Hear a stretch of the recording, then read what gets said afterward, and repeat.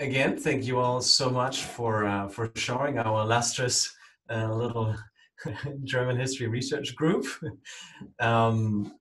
Today, we'll be hearing from two amazing speakers, both our very own. And starting us off will be Olivier Higgins, who completed his bachelor's degree in his native Ottawa, and then came over to the UK for his MPhil, and is now also maybe finishing up his PhD, but in any case in his third year. And he will be talking to us on Kant. And he is currently in Halle, working at the Interdisciplinary Center for European Enlightenment Studies. So thank you, Olivier, for sharing your research today with us, and take it away. Great. Okay. Well, thank you very much for the invitation, and thanks for attending as well. It's a pleasure to be presenting here, and alongside Jakob, whose paper I much look forward to hearing. So my topic today is Kant and Perpetual Peace after Bayle.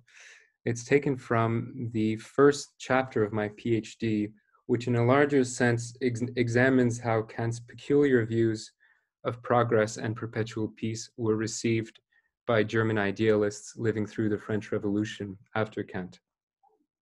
So I argue that part of what makes Kant's ideas of peace and progress so peculiar is to do with their unexplored foundations in his pre-critical writings.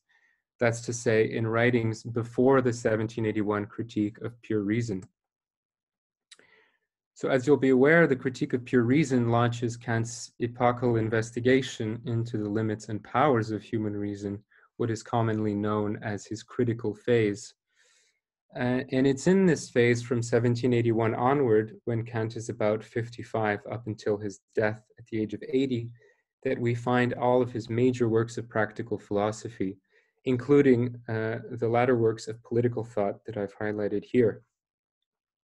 So most of the current literature on Kant's politics begins with these critical texts in the 1790s, often tracing Kant's major theoretical influences like Hobbes and Rousseau, or locating Kant's writings alongside the major developments of the French Revolution in the 1790s, of course.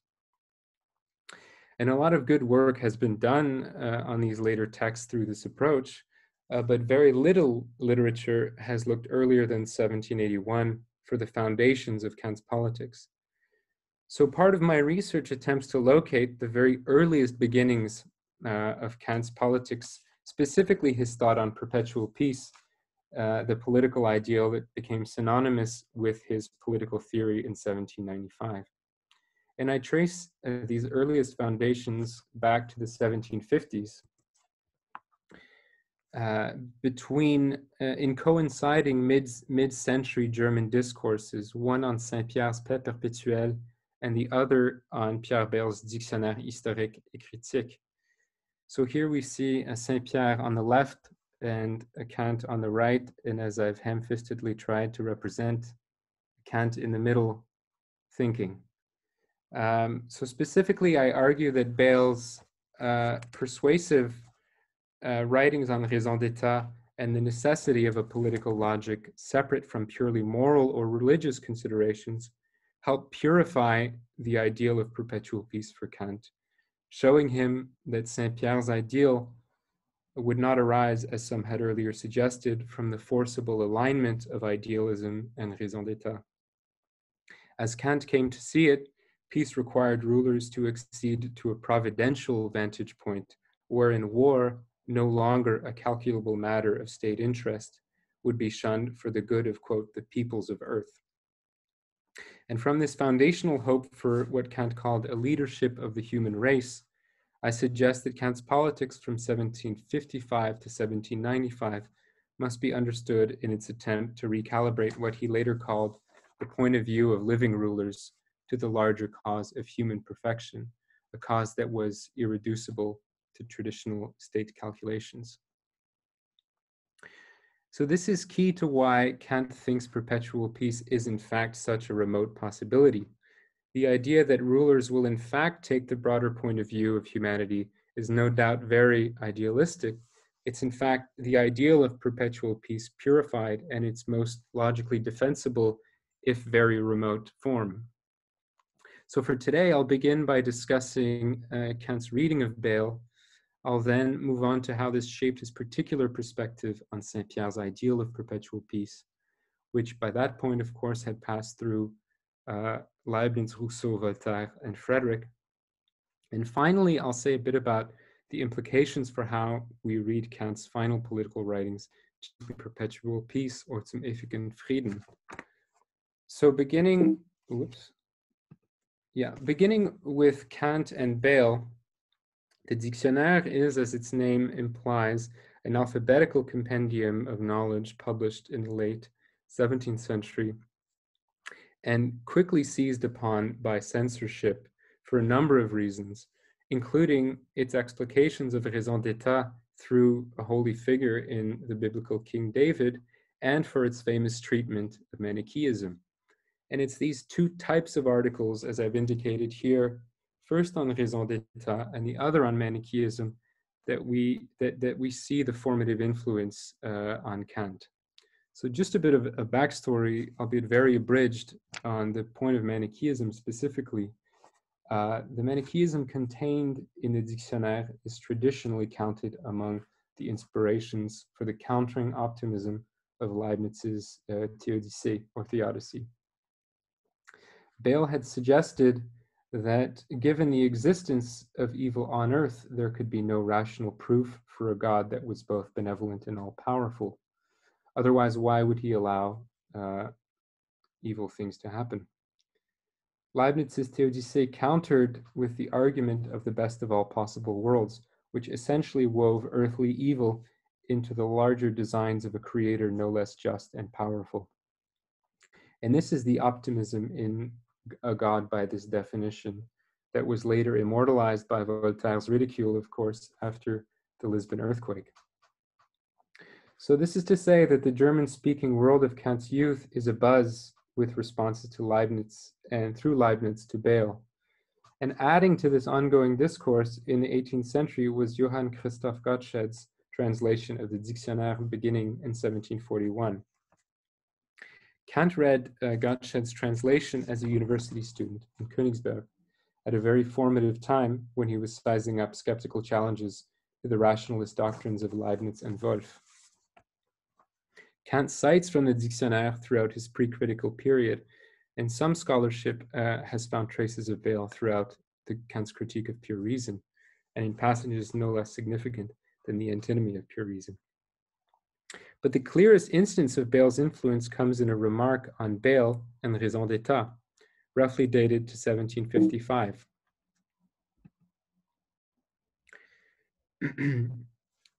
So Kant writes, Bayle says that the point of view that the rules of Christianity are possible. Sorry, I just have to minimize the many screens here so I can read my. Bayle says that the rules of Christianity are possible in the abstract, but not among princes. It was not possible when it came to the Abbé Pierre's proposal. And in a later remark, in these same notes on logic, Kant referred to the Platonic Republic of the Abbé Pierre's proposals as an example of what Georg Meyer called a problem whose resolution is not possible with a certain intent, e.g., not possible through the powers of human beings or in certain circumstances. So, both of these remarks find Kant expressing what he's referring to here is, of course, Saint-Pierre's Perpetual Peace proposal, which had first appeared in 1713. Saint-Pierre inaugurated an 18th century tradition of viewing peace as a perpetual state of affairs, enshrined in a federation that had to be agreed upon by rulers. So naturally, what is or isn't possible for princes is of great importance to the prospect of peace. And in both of these remarks, these very early remarks, the young Kant is expressing what seems to be very clear skepticism toward perpetual peace, which might surprise us, given that we now think of him as the thinker of perpetual peace par excellence. What I argue here is that Kant, in a very Kantian fashion, is in fact absorbing the skeptical challenge he identifies Bayle as posing to the ideal of peace before casting the ideal of peace anew. And this is what we know him as doing, of course, in the Critique of Pure Reason, viewing skeptical challenges to a philosophical idealism not as an endpoint, but as new grounding for a more robust and defensible ideal. So what is Kant reading when he remarks upon what Bayle says? The Dictionnaire is filled with references to and defenses of Machiavelli, which get into Bayle's authorial intentions as a defender of toleration. But basically for Bayle, Machiavelli, far from injecting immoral doctrines into politics, has simply uncovered what was already common practice among politicians and princes. So when Kant seems to rule out perpetual peace based on what Bayle says, he has passages like this in mind. Pierre Bayle argues that if while others practice all the ruses of politics, a prince vows never to relinquish the staunch moral rules of the gospel, he and his subjects will inevitably be the prey of other nations, and all will say that he is better suited to monastic life than the wearing of a crown. So it's clear from these remarks by Kant that Bayle illuminated a reality of politics and princely motivation not seriously confronted by Saint-Pierre's proposal. Kant is suggesting here that there is something inherent in the competing considerations of states and their sovereigns that makes Saint-Pierre's proposal simply not possible, simply beyond the moral cognition of those in power. It's worth noting, so we don't have a caricatured view of Saint-Pierre's idealism, that the original proposal for perpetual peace, though no doubt very idealistic, had in fact commandeered a revised version of raison d'etat as part of the motivations for a peaceful federation. These included, of course, the commercial benefits states might gain from peace. So Saint-Pierre here tells us that if the sovereign would only renounce territorial expansion, then would come all the advantages of society, of peace and a durable commerce with one's neighbors. So Saint-Pierre is attempting, in a sense, to update the definition of raison d'etat to fit 18th century commerce and commercial relations among states. But this is not the definition of raison d'etat that Kant has due to his reading of Bayle. Bayle's writing on these things is much more about the Machiavellian power politics of territorial expansion. And for that reason, as Kant sees is weighing the prospect of perpetual peace, he'll do away with raison d'etat altogether, essentially. So this leads me, of course, to my second loose section here, which is what did Kant propose? So Kant's own ideal of peace is usually located in the 1780s, but already in 1756, 1 year after the remarks on Bayle and raison d'etat, he had this to say: "A prince who, activated by a noble heart, allows himself to be moved by these hardships of the human race to avert the miseries of war from those who are threatened on all sides by serious misfortune, is a beneficent tool in the gracious hand of God, and a divine gift to the peoples of earth, who can never assess its worth in keeping with its magnitude." So this writing on the peaceful ruler and the noble-hearted ruler bound for peace arrived in an essay on the Lisbon earthquake of 1755, which was an unimaginable instance of earthly evil, as Bayle would call it, le problème du mal, that seemed to undo the careful arguments of theodicy, unleashing Bayle's Manichaeism, the Manichaeist question, all over again. So how could God, a God both benevolent and all-powerful, sanction human suffering on the scale of the Lisbon disaster? Kant's response rejects a strictly Leibnizian optimism, or for that matter, a Panglossian optimism, as Voltaire would ridicule it. He argues essentially that we can't know our place within God's larger designs over the universe, but we can, as a species, do much more than we currently are to foster the conditions of our own human perfection. And it's in this context that he entreats reigning rulers to become leaders of the human race and thereby tools in the gracious hand of God, beginning by avoiding war. Wars are, for Kant here and throughout his writing, wars are the wounds that we senselessly inflict upon ourselves and which we could stop inflicting upon ourselves even without knowing the structure of the universe and our exact place in it. So essentially, Kant is hoping that in governing over the world, as he says, rulers will at long last prioritize the perfection of humanity, a development of our own innate moral and rational potential that's totally irreconcilable with endless war. And note too how this is a response or a way around the impossibility of perpetual peace through raison d'etat, as Kant had described it reading Bayle just a year earlier before this quotation is taken. Here, Kant's path to peace through the noble-hearted prince does not simply accept what is possible among princes or not possible among princes, but reimagines their mandate to include the ends of humanity. After Bayle, peace would seem to require the conscious recognition of a species imperative well beyond raison d'etat to end all war. So to sum up this Bayle section, or this Bayle argument, the influence is really twofold. First, an indirect line of influence through Manichaeism and the intellectual challenge of earthly evil, reinvigorated by the Lisbon earthquake. Kant is left here with a strong sense of what humanity could do better for its own sake, inevitably calling on the leadership of the human race. And the other line of influence, of course, is the raison d'etat writings that Kant cites in asserting the impossibility of perpetual peace as it had been imagined up to that point. So this is what I take to be the foundation of Kant's politics, the earliest recognizable Kantian idea of perpetual peace. It's this attempt to elevate rulers to the good of humanity beyond the political machinations so persuasively summed up by Bayle. So jumping now 30 years ahead, up to 1784, where traces of this are still very much present in the idea for a universal history with a cosmopolitan intent.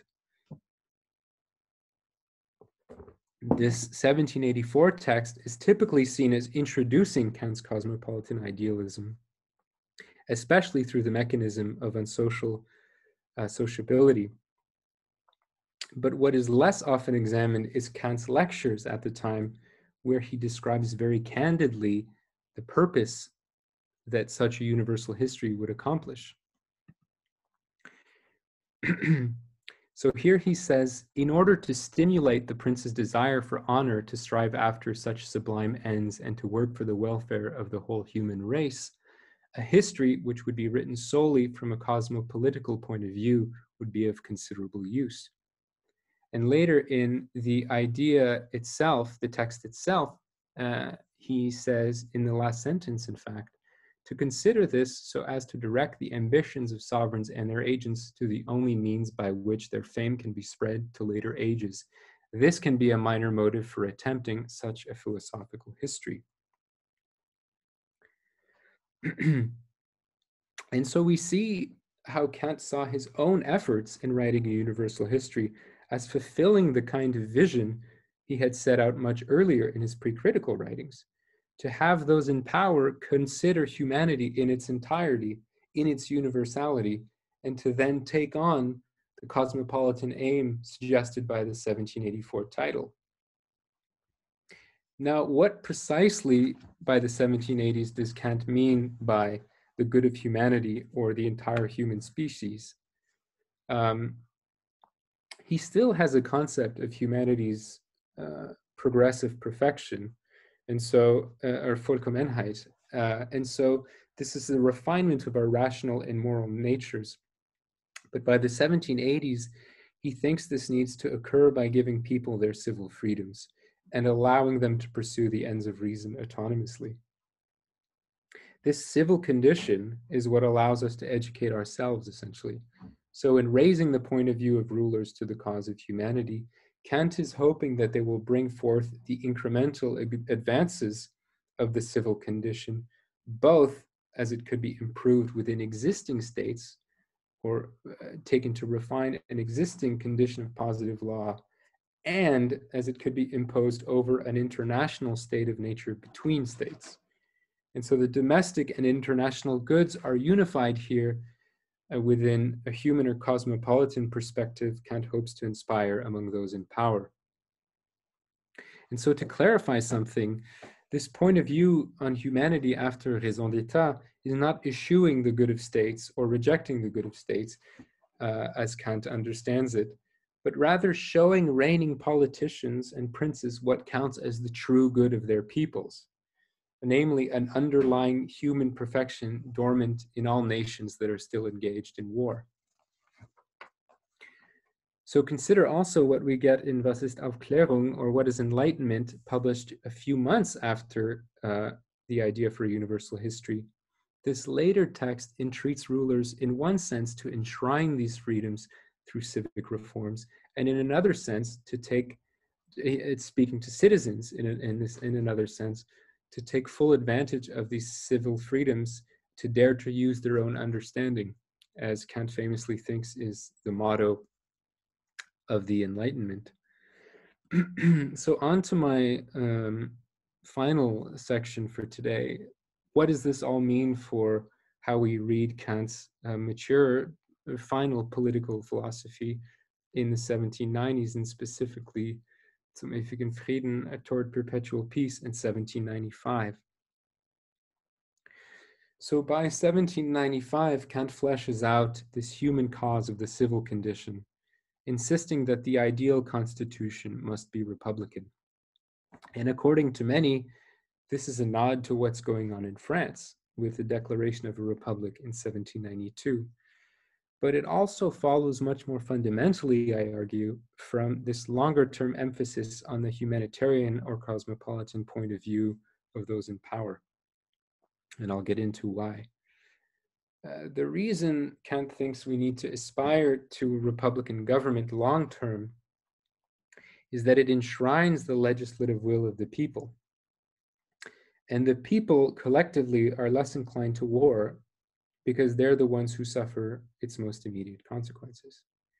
And this is the basis, or at least the avowed theoretical touchstone with more or less textual scrutiny, of what in the 20th century is called the democratic peace thesis. And this is to say that liberal democracies, since they represent the popular will, a will that's less inclined to war, are therefore less likely to go to war with each other.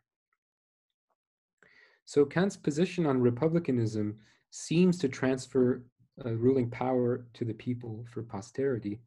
But note something crucial here, that Kant opposes all revolutions and overthrows of power, and insists instead that reigning monarchs govern in a republican manner, in full view of what humanity stands to gain from their doing so. And not only that, Kant thought that monarchies were actually better suited than aristocracies or even democracies to enshrine the legislative will of the people, because sovereignty was already held by a single ruling hand, which could be singularly reoriented to the task of representation. So here are a couple concepts to do with perpetual peace. Kant writes, echoing his earliest writings from the 1750s, that the lofty designations often given to a ruler, that of one who is divinely anointed, of embodiment and representative of the divine will on earth, are often criticized as coarse, dizzying blandishments, but I think wrongly so. It is far from the case that these should make the ruler of the land arrogant. Rather, they necessarily humble him in his soul if he has intellect, which one must certainly assume, and considers that he has taken on an office that is too great for a human being, to administer the holiest thing that God has on earth, the rights of human beings, and that he must be concerned at all times that he not offend God's most treasured possession. So this idea of a monarch's being capable of changing the manner or the perspective of their reign midstream is, I argue, the culmination of Kant's priority established in the 1750s to elevate rulers to the larger human cause. Again, the human cause in question is the recognition of the dignity of human beings and their readiness to make the most of their legal freedoms. Above all, the freedom to exercise their legislative will. Ruling in this manner would lead politicians and princes to follow what people would be duty-bound to legislate for themselves, taking for granted that their citizens are capable of this through their evolving moral and rational natures. And consider this also in the conflict of the faculties, the last text Kant published himself, which raises German enthusiasm for a French Revolution as proof that humanity is ready and worthy of republican laws, and that monarchs everywhere need to follow suit. So it's also worth noting, as I have here the first servant of the state, that Kant suggests this is like what Frederick at least said he would do in being the first servant of the people. And he's raising skepticism here between viewing a discrepancy between what Frederick said he would do and what he actually ended up doing. By no coincidence, Perpetual Peace is published 10 years after Frederick's death. So this call on reigning rulers also has an international dimension discussed in Perpetual Peace, of course. If those in power are serious about the ends of humanity, they need to end an international state of war, not least to redirect their vast military budgets to the care and education of their peoples.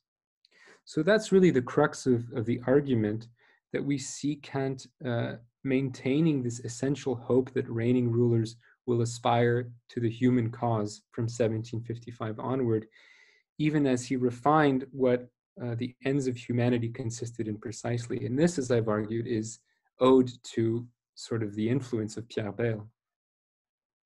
And just to mention a few things I think this reading adds to or resolves in the standard view of Kant's politics. Kant's political thought has typically been read for its insights into the shape and future of ideal institutions, not least in 20th century literature on liberal internationalism and democratic peace. But what I think this has done is, in fact, both among theorists and historians, is obscured Kant's abiding attention and more long-term priority in the point of view of those in power as the real negotiation of theory and practice, the possibility of changing a governing outlook toward the good of humanity beyond at least a Baylean reading of raison d'etat. So this institutional focus that we find in the literature lives on at the expense of the change Kant hoped to effect much more proximately in the outlook of those in power. And it's lost on us how important this is for Kant and how conspicuous a priority this was according to readers in his own time. So Christian Galve, reading Kant's political thought, for instance, tells us, the head of state who exists not in a moral fiction but in the real world is a human being and thus cannot have superhuman rights. And Galve later adds that while it's possible to worship a ruler as a god and to, quote, lend his edicts more holiness and his government more strength, one could not, quote, truly elevate him to a god or lift him out of the human sphere. So there's a real sense in this and among Kant's readers that that's what his main priority is, and therefore what sort of a critical voice would attack most prominently. And so once we see this, once we restore this view of what Kant is attempting to do with his politics, I argue that we begin to untangle some of the more perplexing aspects of his political thought. And these include, first, how thin an account of cosmopolitan law and international institutions we actually get in Perpetual Peace. Kant defines the ideal state quite clearly but is conspicuously vague about what cosmopolitan or international law would look like in practice. And I suggest that this is because there's a sense for Kant that by the time it comes to this phase in the implementation of perpetual peace, there will be a favorable humanitarian or cosmopolitan outlook among rulers to make up the gaps in the law and to fill these gaps as they emerge in line with their avowed cosmopolitan idealism. And so the perspective that Kant hopes to raise among reigning powers has, I think, a very underexplored function in what his final ideal of cosmopolitan is. A second point that this reading bears on is Kant's famous turn to Hobbes in the 1790s, which perplexed a great many of his readers and apparently committed Kant to the strictures of positive law and the necessity of an almighty sovereign that could not be challenged. But once one takes into view Kant's account, Kant's thought that it was possible to change the point of view of sovereigns, there emerges a clearer reconciliation between his cosmopolitan idealism and this view in the 1790s of the political necessity of absolute sovereignty. And finally, and relatedly, this also, I think, illuminates a rejection of revolution. So Kant dismayed, as you might know, his many radical followers by opposing any recourse to revolution in 1793, viewing it as the destruction of a civil condition that ought to be improved upon by other means. But again, we see this argument in a different light when we take hold of Kant's emphasis on the malleability of the reigning outlook, of the governing point of view. This, for Kant, in changing this point of view, is how he would achieve republicanism, by orienting rulers to their stewardship over the rights of humanity, rather than by toppling governments. So just to sum up, this is essentially my current reading of Kant's politics, his political philosophy, traced back to the German reception of Bayle in the 1750s, which continues to illuminate, I think, how Kant perceived this highest political ideal of perpetual peace. So I'll stop it there. Thank you. Olivier, thank you so much for this fascinating talk, and you know, everybody note down their questions and feedback and whatever they have for Olivier. Just before we go into the Q&A, we will be hearing our second presentation, which will be given by Jakob for us. He was a student at Cambridge for both his undergrad and his MPhil, which he completed in the history of, intellectual history and political thought. And he has since left Cambridge to pursue a master's degree at DAAD-University, and he'll be talking to us about young Hegelians, and we are really excited to have him. Okay, I hope you can hear me. Well, thanks very much for having me and for rescheduling this from last term when it had to be cancelled, of course. I must admit that I might disappoint you a little in the sense that I'll be talking mostly on Feuerbach, who's of course the most famous young Hegelian atheist, but perhaps we can expand this a bit as well to his intellectual contemporaries. And the reason being that this is mostly based on my undergrad dissertation that I wrote in my final year. So I hope that you'll be charitable in allowing for some work in progress here. Since this is a German history workshop and I'm not sure which periods you're all specializing in, I thought I might start out by just highlighting what drew my interest to Feuerbach in the first place. Surely it would be an exaggeration to call Feuerbach obscure. He is mentioned a lot. But I think it's also fair to say that he does not command the same attention that Marx, for example, receives. Rather, he's a necessary footnote and a quite simple one in the development of Marxian thought in the 19th century. So why should we care about young Hegelianism that's not as original as Hegel himself, that is also not as developed as Marxism in response to it. I think one answer is provided by the caricature, which has been posted on Twitter as advertisement, which we can go on to discuss later. Bottom line just being that it depicts the struggle for Christianity in a satirical magazine, with Feuerbach being one of the key actors in destabilizing Christianity, while the Prussian army is depicted wearing decrees of laws as armor. So in a very real sense, religion is the historical context in which the battle for liberalism is being fought in the formats before 1848. So this should be a reason for historians of ideas to be interested in this. At the same time, I think the rise of atheism is also intrinsically interesting for political theorists, because if we are concerned with questions of legitimation of governance, then surely what people actually believe is massively important for what is considered justifiable.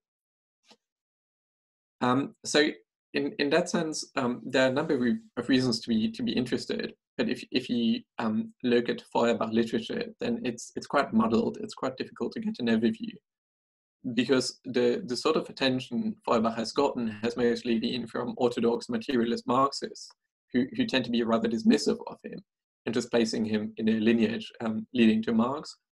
So this is what Engels and Plekhanov write.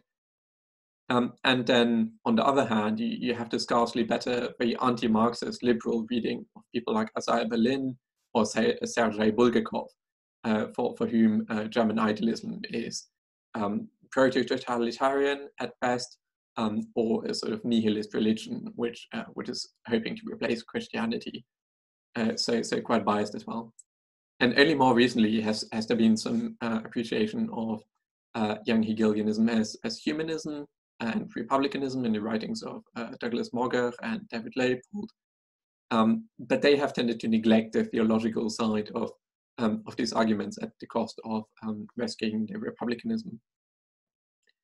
Now, I want to argue that Feuerbach does offer materialism, but without standing in opposition to idealism. He is idealism, but so he offers idealism, but without wanting to found a new religion. And he is indeed humanist, but he does engage with religious topics. So that should be quite obvious from the fact that his by far most famous publication is 1840, The Essence of Christianity, which is generally considered to be an espousal of atheism. I want to suggest, however, that it might be fruitful to look back to what had happened earlier. So the first political writing Feuerbach published years earlier was a review of Friedrich Julius Stahl's fiercely Christian philosophy of right from a historical view, Stahl being one of these very conservative scholars of jurisprudence you have in these days. And here Feuerbach is very keen to point out the contradiction between Christianity and the current law. The reason for this being, in his opinion, Stahl's rejection of reason. So these people like Stahl become irrational in their defense of Christianity. They do not attempt to reconcile these principles. I think that very early text should set the note for how we continue to read Feuerbach and his interest in atheism, because it also places us in a much longer lineage of wanting to associate God with goodness and rationality in general, which of course goes much further back than I'll be able to elaborate here, but which we find, for instance, in writings of Spinoza and such.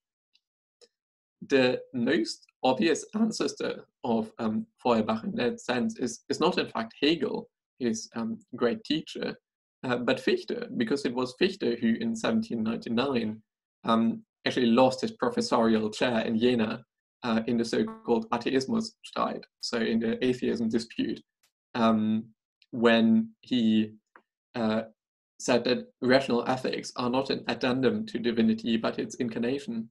So to quote him, "The living and acting moral order is in itself God. We do not need any other God." So Fichte, many years prior, embraces an explicitly pantheistic conception of divinity. And I think this is the lineage in which we should, of course, place Feuerbach. This then continues in Hegel. So Hegels early writings, Die Positivität der christlichen Religion und der Geist des Christentums und sein Schicksal, do exactly that. They try to associate the development of Christianity with the development of the rational Weltgeist spirit itself. Interestingly, these texts would have been unpublished and not accessible to Feuerbach. So Feuerbach anticipates much of the young Hegel without actually having read it, but based, of course, on the later writings, which again associate religion with absolute spirit. Feuerbach's first text that brought public attention to him and which prevented him from pursuing an academic career was his Thoughts about Death and Immortality, in which he casts doubt upon the dogma of eternal life.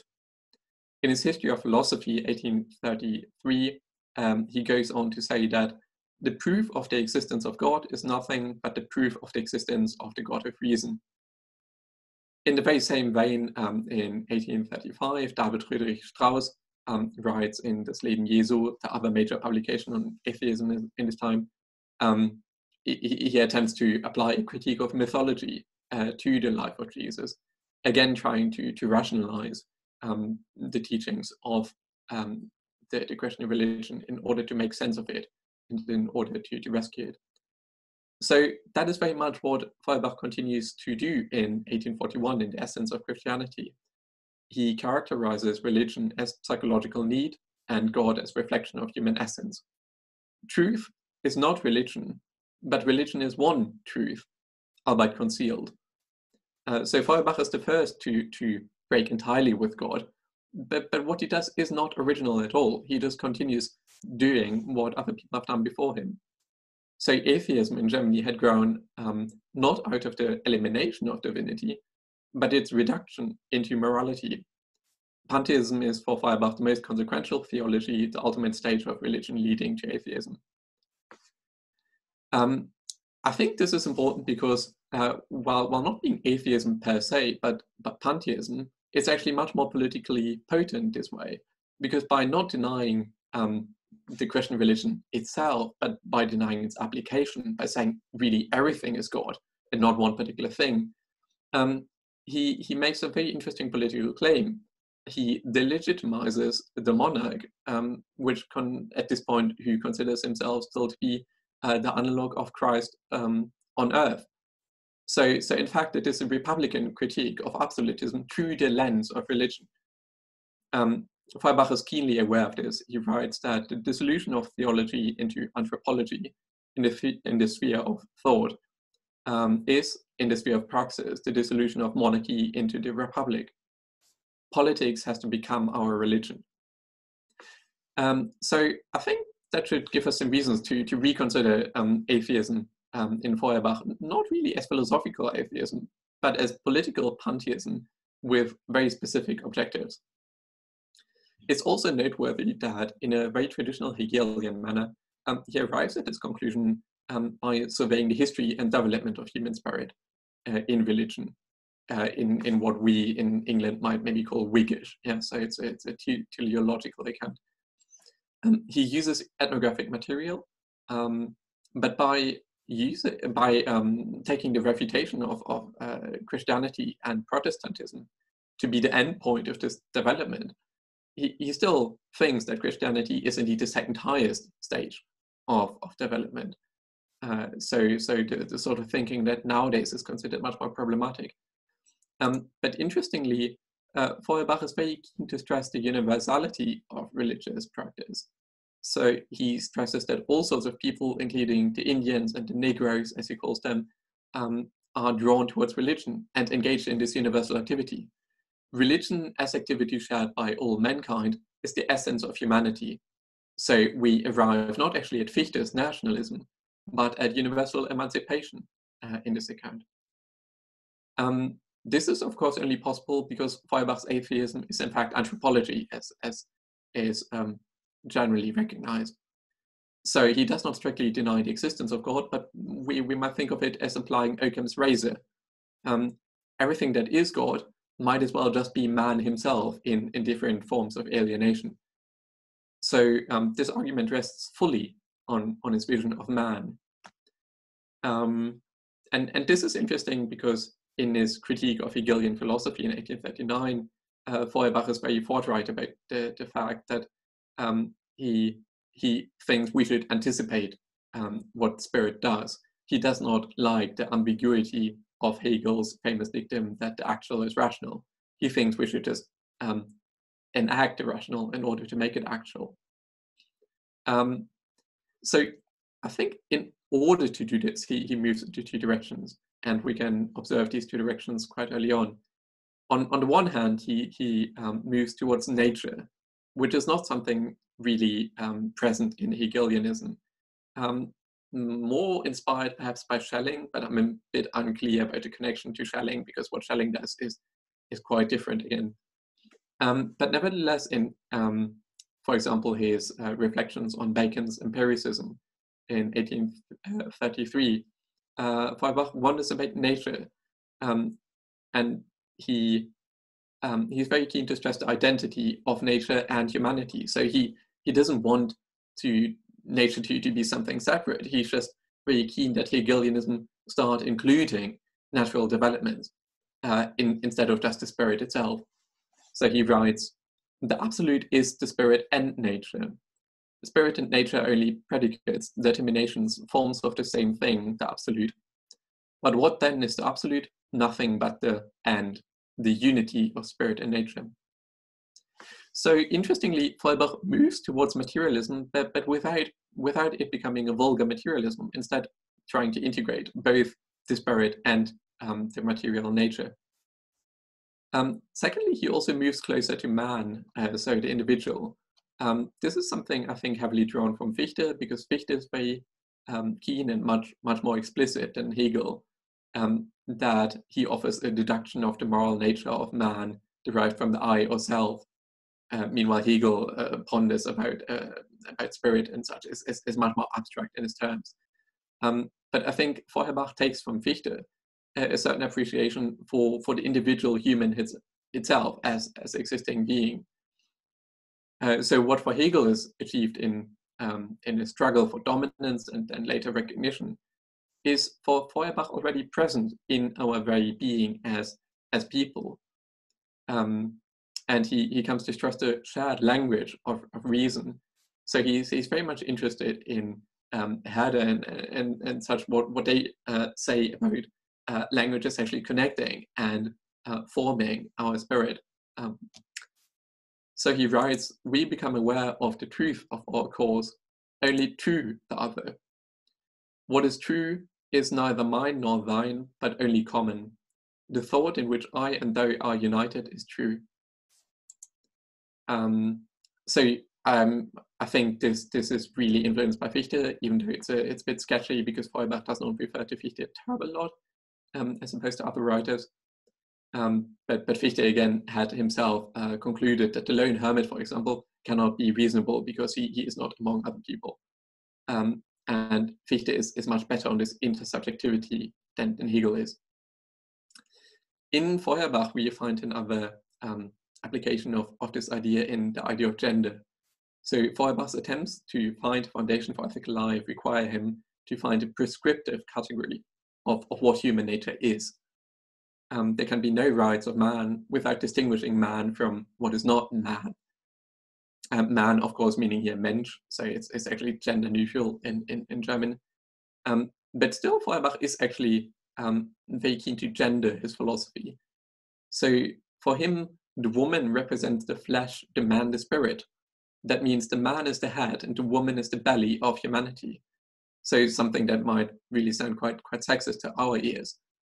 For him, it means, however, that we correct and complement each other, that only united we represent the species. And despite having these preconceptions about genders, he's actually very keen to have women be politically emancipated, which is quite progressive for his time. So why does he do this? Why is he so keen to stress the difference between genders as our basic moral relationship at the foundation of morality?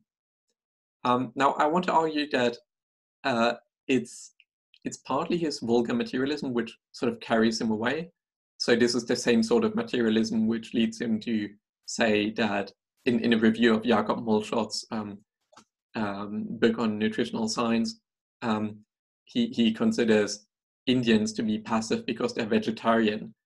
And Feuerbach also quite funnily, I would say, goes on to claim that the Germans lost the revolution of 1848 because they do not eat enough meat and they eat too many potatoes, which do not give them protein, and hence they're too passive and too quietist. So he obviously is quite fascinated by this idea and gets a bit carried away. But I think if you want to read him charitably, then what he's doing is not actually that off-putting. So it's well possible to imagine a version of this argument where it's just friendship instead of love between different genders, which proves this existence of morality, and which offers the foundation of intersubjective morality. And this is then the sort of primordial I-Do relationship, which goes on to influence quite a lot of people, like Martin Buber, for example. And Feuerbach is also quite clear on this in other passages. So he writes that the consciousness of the world is thus mediated for the I by the consciousness of the Do. This is how man is the God of man. That he owes to nature, but that he is human, he owes to the human. So for him, homo homini deus est, man is man, man is God to man. So in other parts, he doesn't really gender it at all, and he's happy to just have a gender-neutral intersubjective relationship. So I've tried to argue that Feuerbach atheism stems from this tradition of identifying rationalism with pantheism, and this arrives at this intersubjective morality, which I've tried to explain. This is, of course, also the point that Max Stirner, in his book Der Einzige und sein Eigentum, The Ego and Its Own, then goes on to criticize, because Feuerbach had admitted that for him, he doesn't want to deny religion at all. The accusation that religion, according to my work, is nonsense, nothing, pure illusion, would only be justified if it, and that to which I attributed, what appears to be its true essence and its content, the human, anthropology, was nonsense, nothing, pure illusion. But for Feuerbach, obviously, the human is not nonsense. Instead, it is the ultimate truth. So he is not, in fact, an atheist. He just finds his foundation for religion, for morality within religion. Now, this is exactly what Stirner then goes on to criticize. So Stirner thinks that Feuerbach uses the term human so generally that it expresses what everyone ought to be instead of what he is. So he accuses Feuerbach of describing a certain holy interest, almost a sort of false consciousness. So in a very memorable passage, Stirner writes that no sheep, no dog makes an effort to become a proper sheep or a proper dog. To no animal does its essence appear as task, that is, as a term which is to be realized. So Stirner wonders why should we try to be human when being human is just what we are in the first place? That, of course, is the most potent criticism of Feuerbach's position. But what I've tried to show is that it doesn't really apply in the first place to what Feuerbach has been arguing, because he is not actually interested in making an atheistic argument against religion, but rather he is interested in what is necessary for life. And when that what is necessary for life is lacking, then the foundation for morality is also lacking. So he does not try to be prescriptive about morality, but he rather attempts to identify morality as something within anthropology. So in that sense, he really isn't the sort of nihilistic atheist that he has been accused of being. Instead, he has a quite romantic vision of mankind. So for him, I am not without you, I depend on you, no, no me. he takes this very seriously. And I think that becomes very clear in his last known writing, which is called On Moral Philosophy, unpublished in 1868, where he coins the term eudaimonia from the Greek. And he sort of makes some concessions to Stirner in terms of changing his language and starting to use the term self-interest. That for him, duty is only morality and self-interest coinciding. So duty is only what is healthy. So what is really human is no longer Hegel's ascending Geist, removed from humanity, but intersubjectively constituted subjects with a drive towards self-fulfillment and happiness, depending on food and other material conditions. Without imposing morality, Feuerbach thereby shows that recognition of others and concern for distribution are in the interest of willing subjects. So what I've attempted to show is that Feuerbach should not be characterized as atheist in the first place. I think it's a quite misleading characterization. Rather, if we look at his philosophy and his philosophical background, it's quite clear that he is in fact a pantheist of sorts, in a very wide sense. And his foundation for morality in intersubjectivity, so in the relations between different humans, is actually present throughout his work, beginning in his very first writings. And this, I think, is quite interesting because in 1844, we then, of course, have a famous letter from Marx to Feuerbach, in which Marx basically says, well, you have provided the foundation for socialism, and we are all very fond of what you're doing. Of course, this is then quite complicated because Marx goes on to write the German ideology and such, and this is beyond the scope of my presentation now. But I think there's some reason to reconsider whether Feuerbach was entirely dismissed in the German ideology, or whether the German ideology was not rather a defense of the sort of materialist morality that Feuerbach tries to offer, which is not the sort of Hegelian atheism we might imagine Stirner to have dismissed. Okay, yeah, I think that's my presentation. Jakob, thank you so much, and Olivier as well. So, yes, clap your hands. I suggest that we just jump right into the discussion and open the floor. You are more than welcome to also ask each other questions or make comments to each other. Like, this is just fine for us. And yeah, let's just unmute ourselves. Or if you want to, you can use the chat function. But since we're only now 10 people, I think probably it's just fine to unmute and just speak up.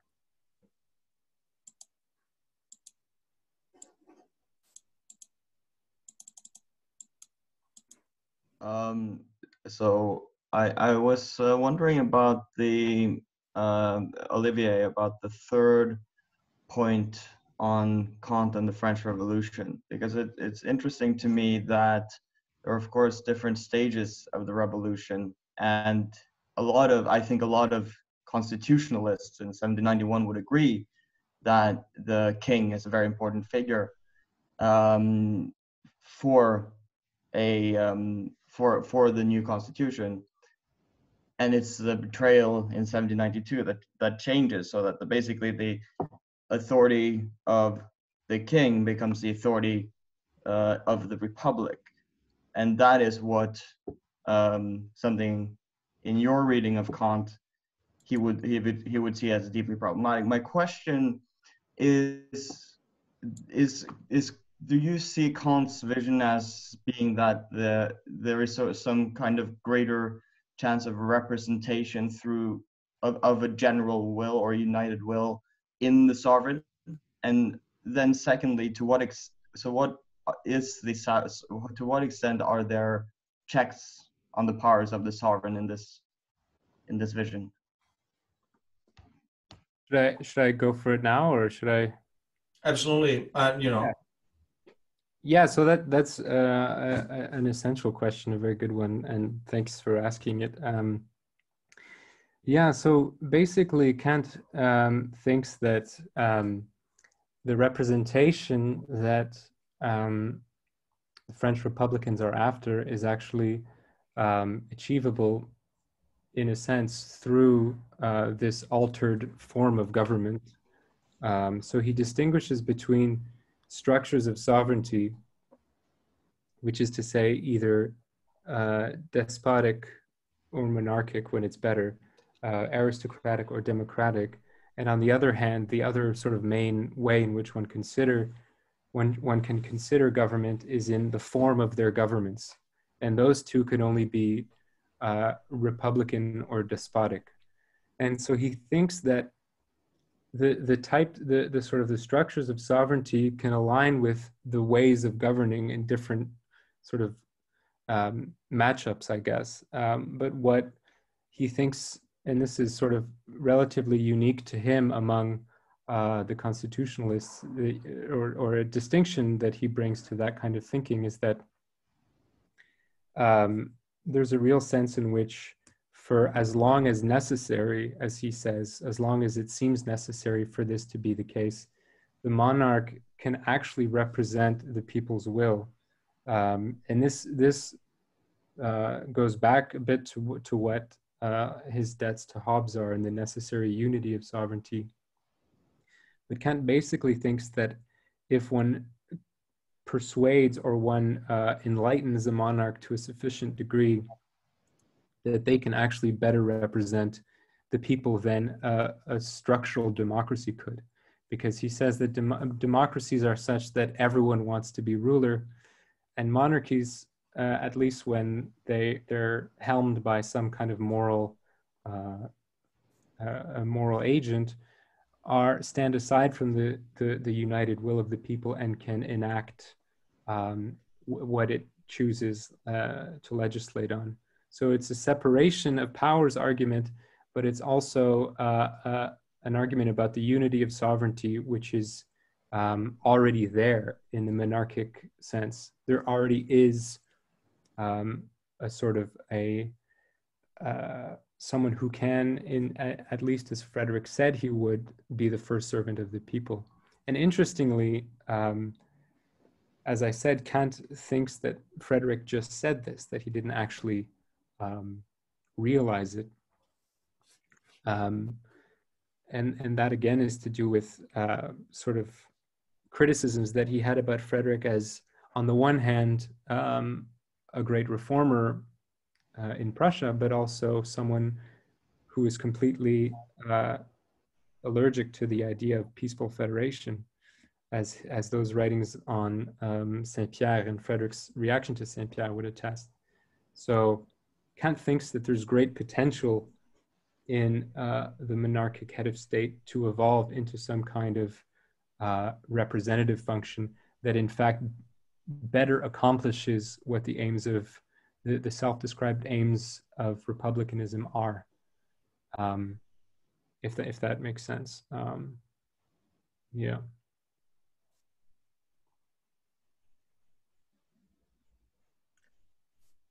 If I might ask a slightly self-interested question on this, I'm not sure in how you can comment on this at all, but I was quite intrigued when I saw that you're going to talk on Bayle, because Pierre Bayle is also one of the thinkers on whom Feuerbach writes a book, of course, and it's a book I've not actually managed to look at yet in his history of philosophy.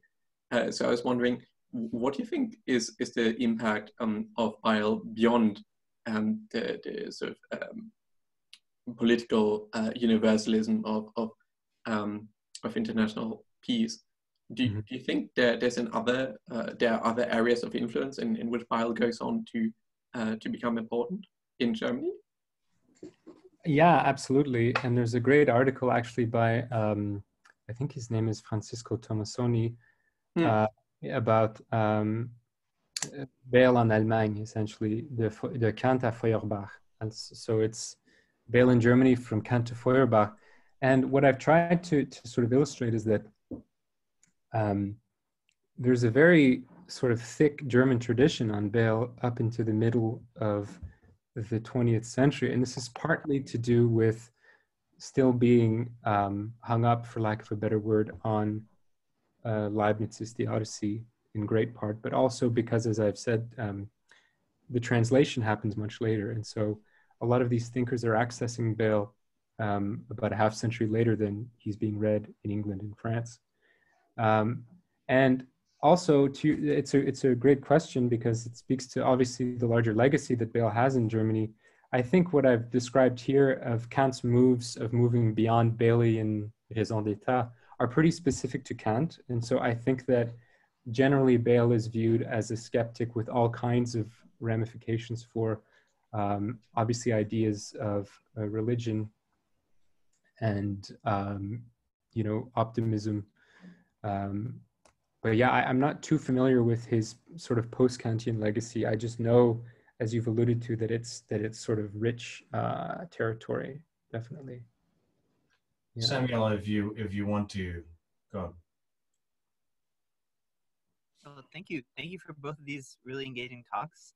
I guess I have a question for Jakob. So what content would Feuerbach give to political pantheism, and what content do you give to it? Yeah, thank you.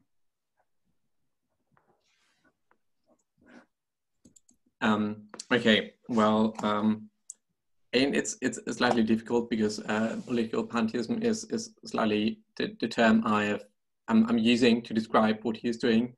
He doesn't really use the term for it, which is partly to do with his quite polemical writing style.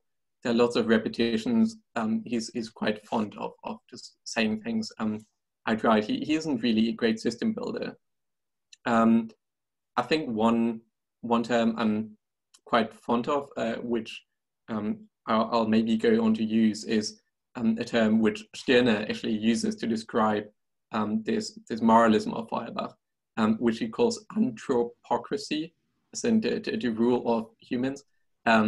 And Feuerbach doesn't pick that up, but I think in a way it's actually a quite good term for what he is doing.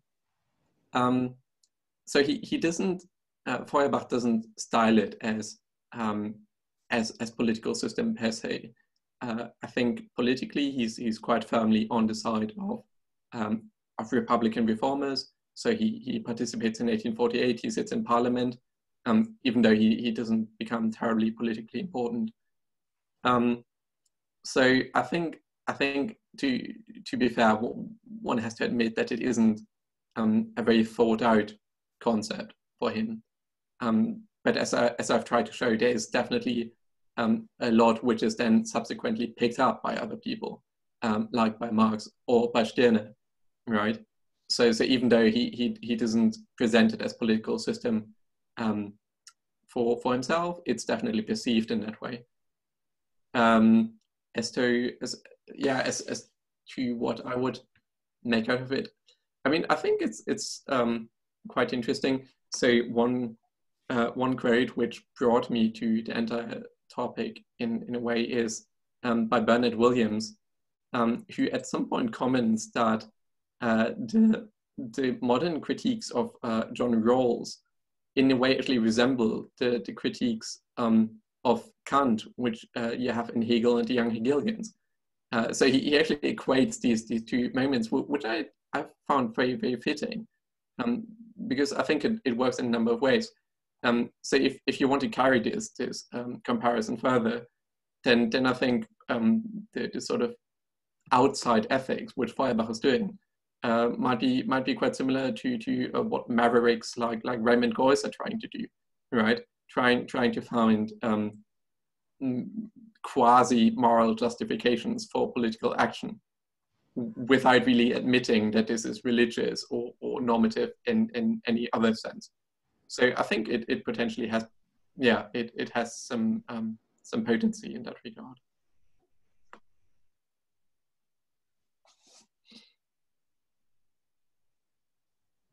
Shall I go? Please do, Jean. Okay. I have a question for each speaker.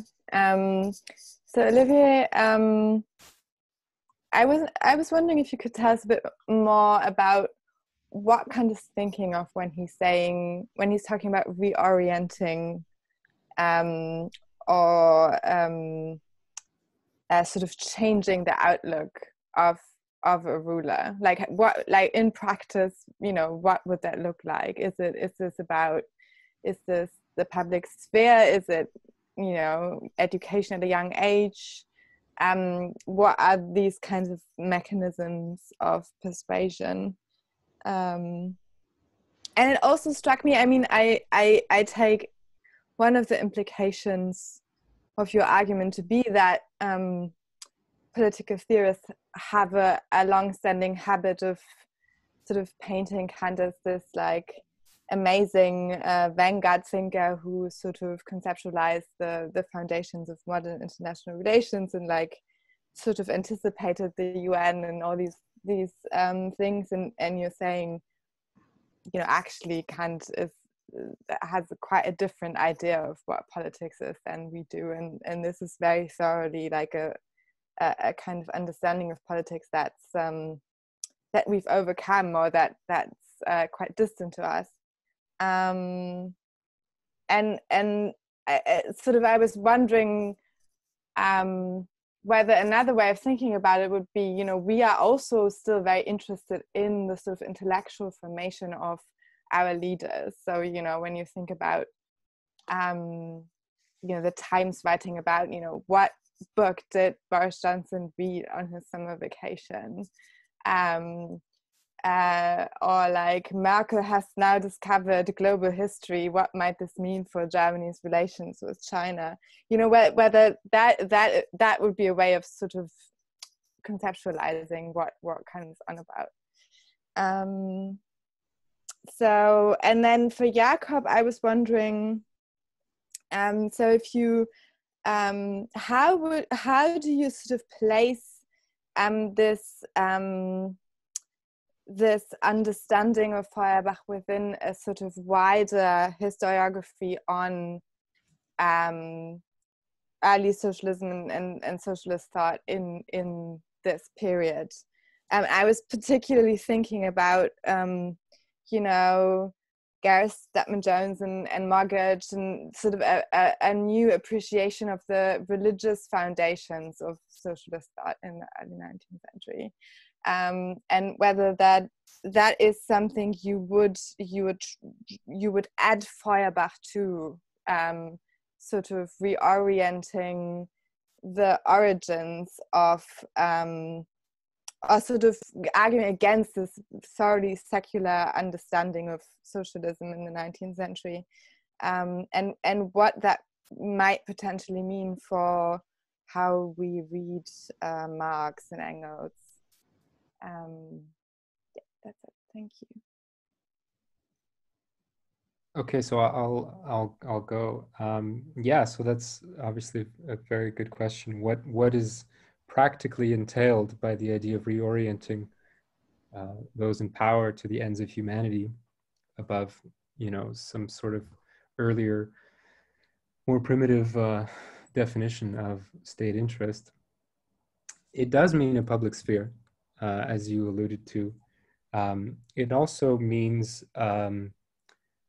advances in education, which Kant, in those lectures that I described from the 1780s, he's talking about if rulers have this cosmopolitical worldview on the good of humanity, then the resources for war, as something that's completely opposed to these human ends, will be redirected to education. And so Kant is actually much more practically, even materially minded than we give him credit for on a lot of these things, that he thinks that there won't be any salary left over for teachers if we're always at war with one another. And what this means practically in terms of sort of domestic policy is that a ruler that endorses the ends of humanity would not just sort of idealize a faraway institution or faraway federation of peace, but also do things like sort of encourage the growth of what in Kant's time were the educational institutes of Basdau. These are sort of new education, these sort of new schools that are geared towards, you know, ideals of perfection and Bildung, and the sort of moral cultivation of people who then sort of take on more active political roles as patriotic citizens, as he puts it in Theory and Practice. So that's a good point, and there are sort of many practical things that he has in mind. The second point, yeah, I think, I mean, one of the funny examples, one of the more silly things I once heard Salman Rushdie say was that he knew the U.S. would be in good hands once he heard that Bill Clinton's favorite book was 1,000 Years of Solitude, which is like, well, why? Why does that mean, you know, anything? So I think, I mean, I know what you, I know what you mean, but yeah, I think Kant would argue that the ends of humanity have a much thicker sense of what is entailed, of what we should do with them. That there's a very kind of, it isn't just that someone erudite in a position of power, someone who represents us in a non sort of crass and dispiriting way. I'm veering into current events a bit too much, but this ideal is that, you know, we have someone who is actually set on a certain political agenda, and the ends of humanity entail a certain political agenda, both domestically and internationally. So I think that would be the response, that there is sort of a faint echo of that kind of thinking in the way we choose our political leaders, but this is much more a point about the politics they'll pursue and the institutions they'll feel duty bound to flesh out, basically. Yeah. Okay, thank you very much for your question. And again, I mean, this is based on my undergrad work, so I'm only now in the process of revising the topic and sort of thinking about where to place my emphasis. And so I'm very grateful for any sort of question that helps me redefine this. As I've tried to allude to, I think the historiography of the inter-subject is very, very messy for just historical reasons. So is Feuerbach religious? Does that mean that Marxism is actually religious? There's obviously a huge question, especially in conservative circles after the Russian Revolution. So there's this quite interesting essay by this Russian Orthodox theologian Sergei Bulgakov, where he basically says that all of Marxism is just Feuerbachianism, and it's all just this huge attempt to get rid of the Christian God. And for him, this is obviously evil. This is basically Satanism. So I think some people have tended to overdraw this influence in order to make certain arguments about Marxism. But then on the other hand, there actually is a tradition of God building. So there, in people like Lunacharsky in the early Soviet Union, there are actually some people who think that we should actually become gods and make humanity God and be very self-conscious about the religious aspect of all of this. So that tradition did actually exist. It was just incredibly minor, and it didn't actually go on to influence anyone, and Lenin hated the guts of these people and eventually outmaneuvered them. So, I mean, I think in this case, both sides are wrong. Does that mean that Marxism is actually religious? No, I wouldn't think so.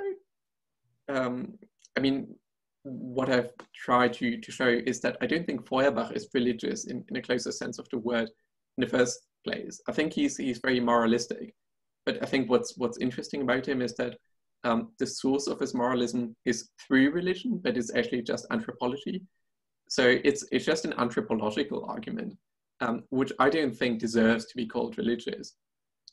I think what we can say, however, is that in that sense, Marxism is actually much closer to this early socialist tradition, which is very much infused with Christianity. So it's actually quite similar, I thought, to early French socialism, where you have lots of religious influences. Marxism is not that far away, and Marx is, at least in the beginning, hugely fond of this. This doesn't mean that this entire project is just an elaboration of this, but I think it definitely influences his self-understanding of morality and such. So people like Mogach and such are certainly the best literature available on this, but I don't think they have sufficiently appreciated this non-religious morality in Feuerbach. Okay, thank you very much. I have a question for Jakob, if I can just interrupt him. I was wondering, yeah, so you mentioned sort of a potential broadening move toward other kind of young Hegelians, or, you know, sort of the transition toward Marx, I guess. And I wondered if one of those people would be Bruno Bauer. And I mean, I guess just the themes of, you know, into the Marxist transition on a lot of these ideas and atheism, and sort of that intellectual environment. I'm wondering if Bruno Bauer would be among the people that you would look at as well, and if you have sort of a parallel take on him on these points. Well, perhaps if I made this just a moment to share the illustration which was posted on Twitter, which does actually feature Bruno Bauer. Okay. If I can get it to work briefly.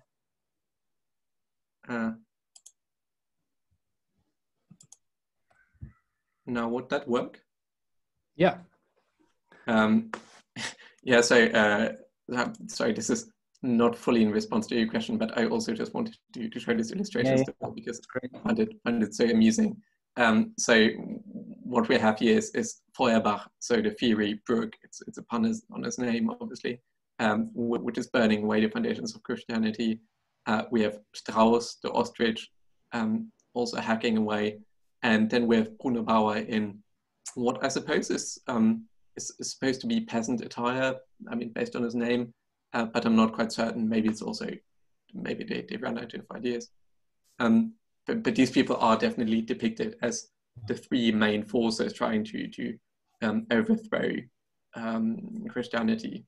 And then on the other side, you have the Prussian reaction with the Prussian minister Squirwell Eichhorn sort of funding the entire operation. So yeah, I think it definitely is a much wider, well, I wouldn't call it movement, but a move in history. And Feuerbach is influential for lots of people. So Bauer takes on the same sort of humanism from what I've read. So I think that the true socialism of people like Bauer is actually very familiar to that project.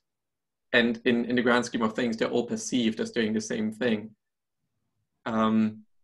It's a bit tricky. I think lots of researchers just tend to pick their favorite young Hegelian and sort of go with it. So I haven't quite gotten to Bauer yet to offer a comprehensive account of what is happening. But of course, Stirner addresses his book against Feuerbach and Bauer. These are his two main opponents of people who do religious socialism. Who are too ethical, too moralistic in his view. So Bauer is definitely considered to be on the same wavelength. Mm-hmm. Interesting. Yeah.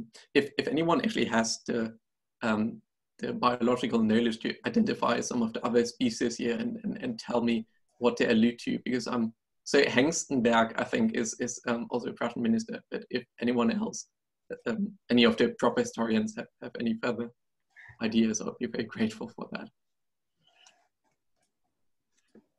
All right, so in the interest of time, I would love to give whoever is a guest also the chance to ask, and if not, I think Philip was about to ask something, and I would also like to ask a small thing. So, sorry. You know, I think maybe we open the floor first to guests, but then if nobody has pressing matters, Philip and I can wrap us up.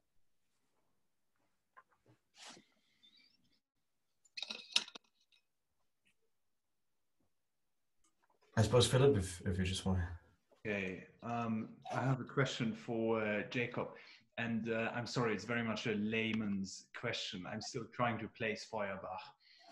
And I get from your talk that actually this young Hegelian label is problematic because he rejected Hegel as someone who's essentially still a theological thinker.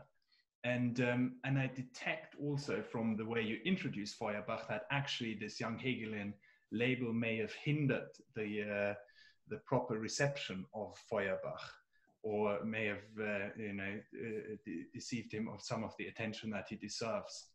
So I'm wondering whether you think that ultimately this young Hegelian label is still useful here, and if so, in how far?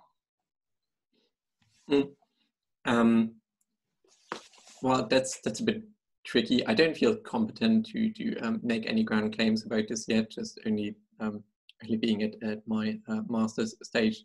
I think it's widely acknowledged among anyone who writes on the subject seriously, like Morgage or even Stedman Jones, that the young Hegelians are mostly to be identified by being quite critical of Hegel. So all of them pick their own fight with Hegel. Nonetheless, there of course is a quite substantial similarity in the sense that they're all concerned with the absolute, the spirit, the Weltgeist, what we might call totality in later terms, I suppose. So they all want to retain this narrative of human self-consciousness becoming aware of itself in the broadest possible terms, I think. And then they take this narrative and try to fill it with their own content.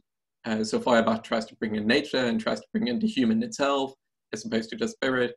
And then some people like Schelling do other things that barely anyone understands, or at least I don't.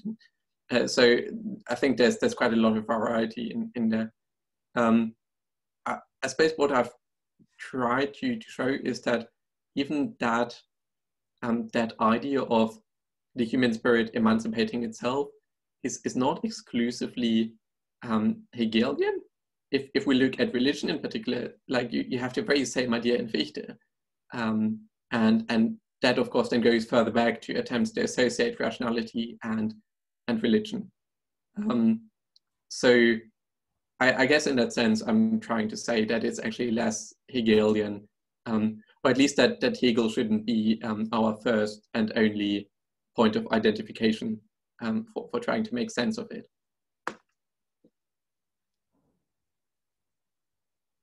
Well, please go. Sorry. Sorry, yeah. Whoever wants to go first of the two of you. Yes, I just something just doesn't leave my mind since you made parallels between your topic and what came afterwards. So obviously it's a German history research group, but since Lenin was mentioned, I just wanted to add something.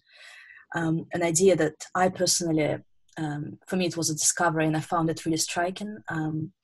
So last week I just came across a very interesting point of view. So all of us know about the mausoleum in Moscow, and it. I just found it striking because the research I came across pointed out something very obvious that just escaped my eye for many years. The fact that it's not religion in our traditional sense, but the way it was treated in the Soviet Union, it is religious. The way his body was essentially turned into a mummy, protected during the war, moved around. So it is a different level of idealization, but that research presented the mausoleum itself as a temple. So it is religion, but in a very different, striking sense, not in a standard sense. I just wanted to share that with you because I'm still kind of trying to digest it. Obviously, having grandparents who lived in the Soviet Union and were religious. So that's my only contribution, I'm afraid. Yeah. Start. Shall we gather questions first, or? Yeah, maybe let's gather questions and then or if you want to react now, I don't care. Maybe Luke, just go and ask a question, and maybe there's a combination. Who knows? Cool. Well, yeah, it's kind of related. It's also for Jakob, and it's basically I'm looking at this is not very related to German history, I'm afraid, but I'm looking at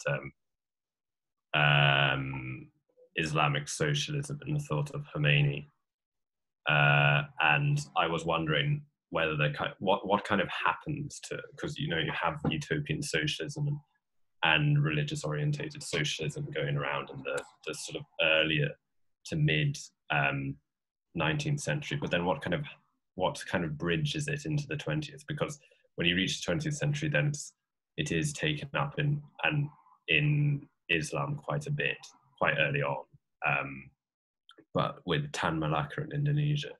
But I was just wondering, and there's a thinker in India that I've forgotten about, but I was just wondering, I mean, I don't know much about the German situation, so maybe that it's just a lack of knowledge, but I was just wondering if you could expand on that, and also as a kind of continuation of Katja's point that that also with Tan Malaka, he can be seen as, in some stories that are written about him, his kind of ability to escape the kind of hegemony of capitalism is viewed by a few Muslims in a kind of mystical way. He has these kind of mystical powers to escape the kind of hegemony of capitalism. That's just an add-on, but yeah, thanks. Yeah, I think that's super interesting. I find it hard to talk about it because it's, well, at least I feel way too incompetent to have this sort of overview to make these grand claims, which Isaiah Berlin liked to make, right? About this is proto-totalitarian, this is religious and such. I would like to do this, but I don't think I'm quite there yet. And it's, I'm very conflicted about it because I think there are many different levels of similarity. So the most obvious one being people, especially religious thinkers and especially conservative thinkers, basically accusing Marxism of just being a replacement religion, and then sort of using this as argument against Marxism. This is something I would definitely want to resist because I think it's way too vulgar. Marx doesn't really care for religion. He even doesn't care a terrible lot for Feuerbach in his later life. So I think that's definitely a bit too much. But then, as you, Katja, pointed out, there are definitely some aspects especially in the Soviet Union, where a religious way of looking at things is quite productive. And then on a third level, as I say, there was actually a very tiny minority fraction of people in the Soviet Union, sort of influenced by Feuerbach and Nietzsche, as far as I'm concerned, who called themselves the God builders, who actually wanted to turn it into religion, but didn't gain any sort of mass support. So I'm still looking for a good treatment of this. I haven't found anything of sort of this, and I think it seems understudied in the sense that there are only some very provocative claims, but I haven't actually seen any substantive treatment of this. And then especially in non-European context, I'm entirely clueless. So it's very interesting what you say, Luke. Yeah, I think in terms of whether the religious bit carries on from Germany to non-European areas, I get the sense that, so my argument is not that Marxism is, or Marx himself is religious. I would say Marx is humanist in the sense that he's a Feuerbachian humanist. I think by the time Marx starts writing, the people who explicitly refer to religion are actually the more conservative ones. So once Marx actually starts establishing himself and starts offering a full overview of socialism, the people who reject this and then instead go for Christian socialism are by far the more moderate forces. So I would be a bit careful about drawing a clear lineage between the sort of religious connections and socialism. But I would be very interested to hear what the connecting bits might be, so who the European thinkers are who go on to inspire non-European socialists in Islam in particular. I don't know, would they actually refer to Marx or Feuerbach at all in these debates? I don't know about Feuerbach. They obviously refer to Marx and kind of, say that if he'd kind of seen what if he'd properly understood Islam, he would have understood that it was socialist in its essence and had always been socialist, and its the original socialism is one way of kind of interacting with Marx, and then also adopting the kind of, to some extent, adopting historical materialism, but making it kind of Islamic in a way, which Ali Shariati does, and he's the one you're going to want. If you're interested, you should check out Ali Shariati, because he kind of takes historical materialism and interacts with a lot of interacts with Durkheim and a lot of European thinkers in general in his ideas around Islam and socialism. But yeah, no, to my knowledge, I haven't come across Feuerbach, but maybe it's out there. Okay, just to because probably we're reaching our capacity for intake of new information. I would just love to ask you one combining question, because I think one of the ambitions that I had was to find something that combines you two, and I feel like in the sort of the shell of your arguments are quite similar in the way that you revisit a central theme of your authors. So one is, Kant's political thought, and the other one is Feuerbach's atheism, by putting it in conversation with an early work, so Frühwerk, and authors that precede them, maybe a generation or two earlier.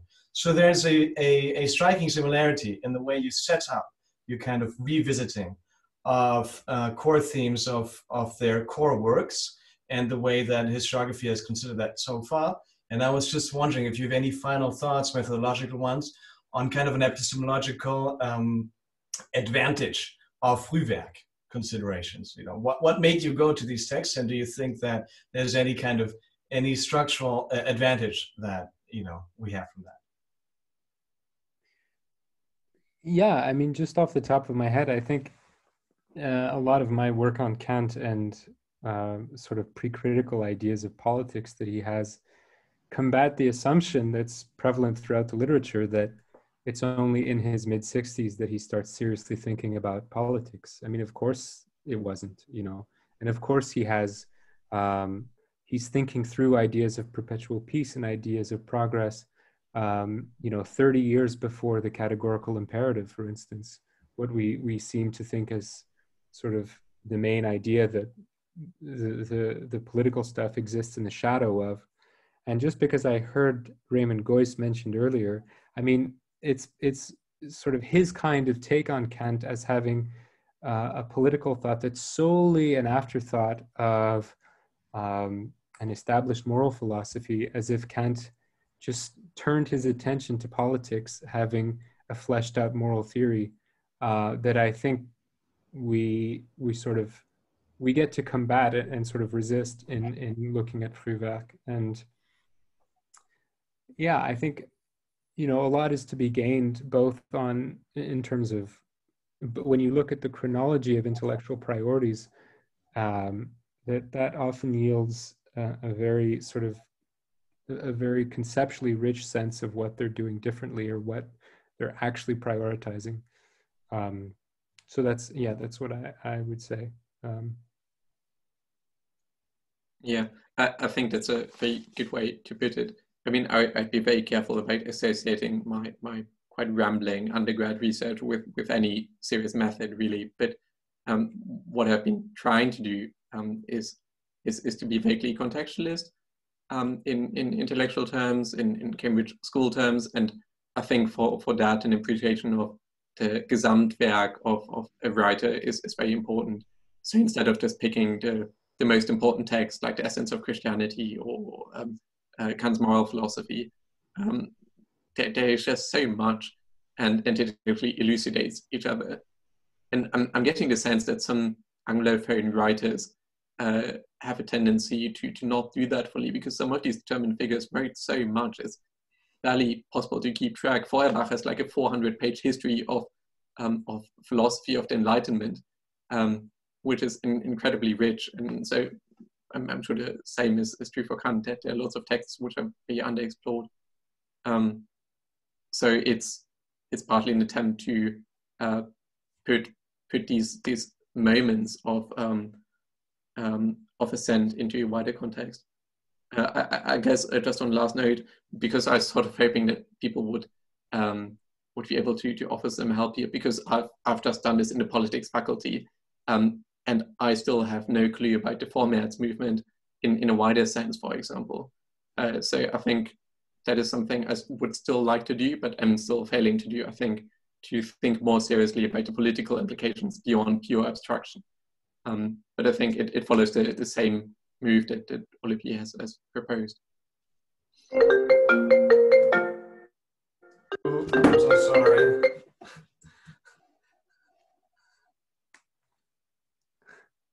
That was my phone going off. Can you still hear me? Yes. Yeah, okay. I look like I'm frozen in this funny posture. That's good. That's very becoming. All right. I think that's maybe a sign that I should wrap this up. Now I can look at myself and be like, oh no, my phone's ringing. So thank you both so much.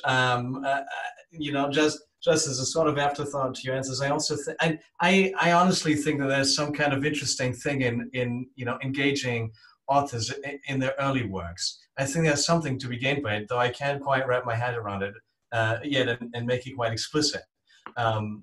And in any case, thank you, Olivier and Jakob, for sharing your research today with us. And there will be a recording. I hope that's fine with everybody. If anybody wants not to be part of it, please just reach out to us, and we can kind of remove you or remove your question. But thanks for engaging, and we hope to see you again. Thank you all very much. Thank you. Thank you. Thank you for having me.